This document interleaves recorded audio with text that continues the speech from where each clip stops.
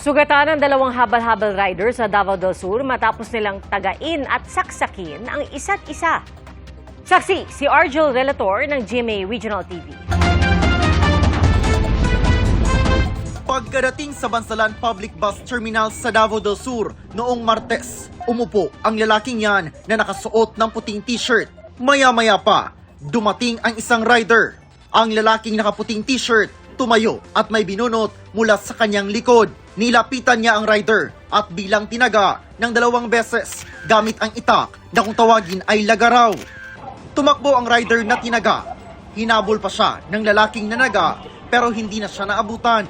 Kaya pumasok na lang ang lalaki sa palengke. Maya-maya, bumalik ang rider sa kanyang motor at may kinuha. Kumuha lang pala siya ng tiyempo at pinuntahan ang tumaga sa kanya sa loob ng palengke.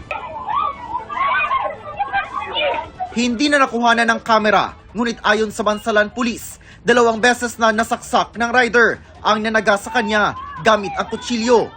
Nagkagulo na ang mga tao sa paligid. Duguan ang likod ng lalaking nanaga. Pumagit na ang isang security guard hanggang sa dumating ang mga pulis. Dinala sa ospital ang 2 sugatan. Napag-alaman na parehong habal-habal driver ang 2 lalaki.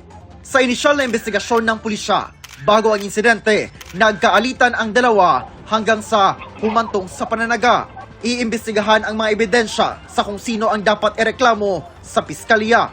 Magbabase man tayo sa mga evidences na makukuha ng ating investigator, sir. Pero possibly, sir, meron talaga itong na kaso na frustrated murder. Para sa GMA Integrated News, Argel Relator ng GMA Regional TV, ang inyong saksi.